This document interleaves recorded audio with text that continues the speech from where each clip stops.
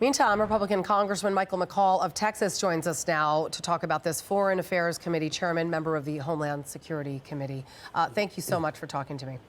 Thanks, Julie. Thanks for having me. So, as you know, the House Homeland Security Committee will be holding its first Mayorkas impeachment hearing on Thursday.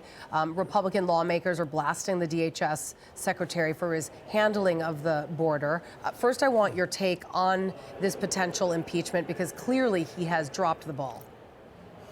No, clearly, and if you look at the founding fathers when they talked about impeachment, they talk about abuse of power, dereliction of duty. Mayorkas on day one rescinded remain in Mexico. That means instead of arresting, detaining, and removing illegal aliens, they have released them into our society by reinstituting catch and release. This has caused injurious harm to the fabric of America. We have 8 million encounters at the border with no legal status. We have over 300 on the terror watch list who have come into the United States. And we have 150,000 people, mostly young people, dead now because of poisonous fentanyls going into this country. That alone, I think, is worthy of an impeachment. And we intend to go forward with articles of impeachment and impeach him by the end of this month. I mean, it's just a crisis one day after the next, and nothing is being done. Speaking of crises here, we're going to go overseas now. The United States, with the support of several allies, as you know, finally responding to months and months of Iran proxy attacks. Last night, they struck more than 60 targets on 16 Iran-backed Houthi sites in Yemen. The Houthis say at least 5 were killed in the attack. The White House says it was in response to the dozens of attacks on commercial ships in the Red Sea, including the seizure of an oil tanker just this week. Iranian-backed militants have also targeted U.S. forces in the Middle East 130 times since just mid-October. White House National Security spokesman John Kirby said this just a short time ago. Listen. We're not looking for conflict with Iran. We're not looking to escalate, and there's no reason for it to escalate beyond what happened over the last few days by the Houthis. They are the ones that have been escalating. We're not looking for conflict with Iran. That said, we know that Iran supports the Houthis. We know that they supply them with the missiles and the drones, the same things that they've been using to attack shipping, and we have made it very clear Iran should stop that support. Yeah, Iran has also ramped up its nuclear weapons program in spite of sanctions. Experts say Iran has enough uranium to fuel 3 atomic weapons. Senator Lindsey Graham has this to say. Listen. When will you realize that nothing's going to change until you tell the Ayatollah, if you keep hitting us, keep going after Israel, we're coming after you? I'm not talking about invading Iran. They're a oil-rich nation. Knock out some of their refineries.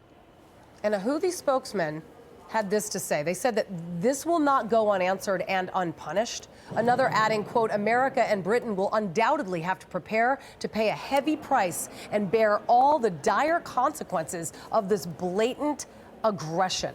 Okay, they're calling this blatant aggression after over 130 attacks. This bombardment not only came after 30 minutes after the U.S. military said that the Houthis had staged their 27th attack on shipping lanes since November 19th, firing an anti-ship ballistic missile into the Gulf of Aden. So the White House and the Pentagon repeatedly have said that they've warned of consequences. So far, there have been none. Now they're warning us. I mean, why are we behind the 8 ball on all of this?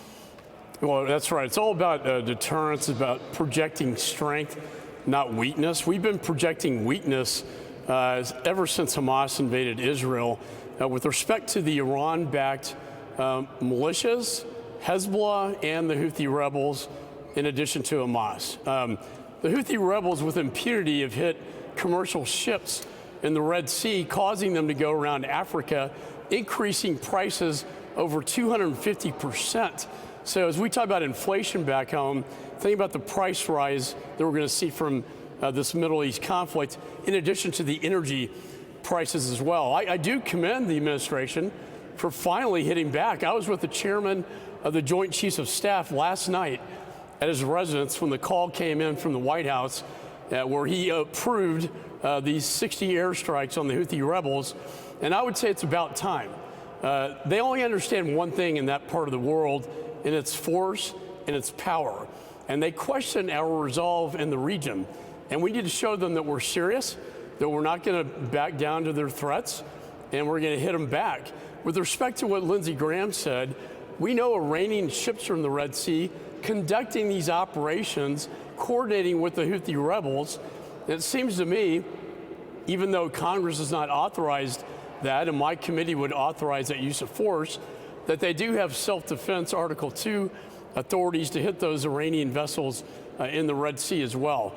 But the longer we let them go with impunity, sooner or later an American's going to get killed. And then it will escalate the tensions in the Middle East. And prior to this strike, the terrorists in the region, and they are terrorists, even though for some ridiculous reason they're not listed as official terrorists. I can't understand why that is. But they had actually warned of possible retaliation against the U.S. military targets if the bombing went ahead, obviously showing blatant disregard for the U.S. And some military experts are saying that going after Iran-backed proxies isn't simply going to cut it, and that the U.S. needs to go after Iran. Finally, what do you think about that? Well, we don't want to escalate this, but let's be honest. There's very little distinction between the Houthi rebels and Iran. They're proxies of Iran, as is Hezbollah, Hamas, and the Iran-backed militias that have hit our military bases, by the way, in Iraq and Syria. And for some unknown reason, as you mentioned, I think I know why, they lifted the foreign terrorist designation on the Houthi rebels. Why? Right. Because they want to cut this Iran deal on the nuclear weapons program.